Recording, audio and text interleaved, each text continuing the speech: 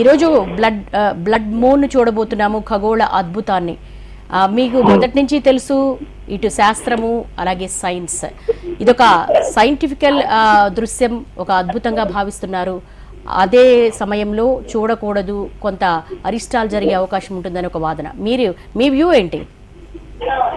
అంటే నా వ్యూ ఏంటి, ఎవరి వ్యూ ఏంటి అనేది కాదు, కానీ సైన్స్, మానవ మేధస్సు గ్రహణాలను ఎలా అర్థం చేసుకున్నది అనేది చాలా ముఖ్యమైన అంశం.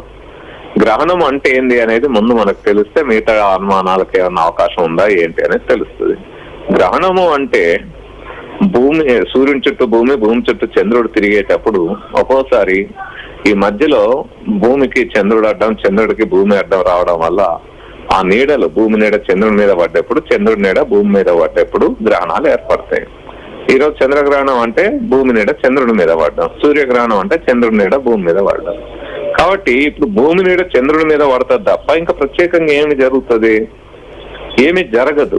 ఇక్కడ ప్రత్యేకమైన ఎనర్జీసో, ప్రత్యేకమైన రేడియేషనో, ఇంకేదో వెలువడేది ఏమీ ప్రత్యేకంగా లేదు. కాబట్టి ఇక్కడ అందులో ఏమో జరుగుతుంది అనేది లేదు. కాకపోతే ఏంటంటే ఇప్పుడు జరిగేది చాలా సుదీర్ఘంగా జరుగుతున్న చంద్రగ్రహణం ఇది. అంటే సుదీర్ఘంగా జరుగుతున్న సంపూర్ణ చంద్రగ్రహణం. దాదాపు దీని టోటాలిటీ మనకి 11 గంటల నుంచి 12 గంటల 22 నిమిషాల వరకు, అంటే దాదాపు 1 గంట 22 నిమిషాలు 82 నిమిషాలు ఆ టోటాలిటీ కనబడుతుంది. మొత్తం గ్రహణాన్ని కనుక చూస్తే మనకు 8:45 నుంచి ఉదయం 1 గంట వరకు సాగుతుంది. అంటే పాక్షిక సంపూర్ణ చంద్రగ్రహణం. అందువల్ల దీన్ని బయటకు వచ్చి చూసి వీక్షించాలి తప్ప మీరు బయటికి రావద్దు, తలుపులు వేసుకోండి, ఇంట్లో నుంచి కదలొద్దు, అది తినొద్దు, ఇది తినొద్దు అని ఏదన్నా చెప్తే అది తప్పు ఆలోచన, అది మంచి ఆలోచన కాదు.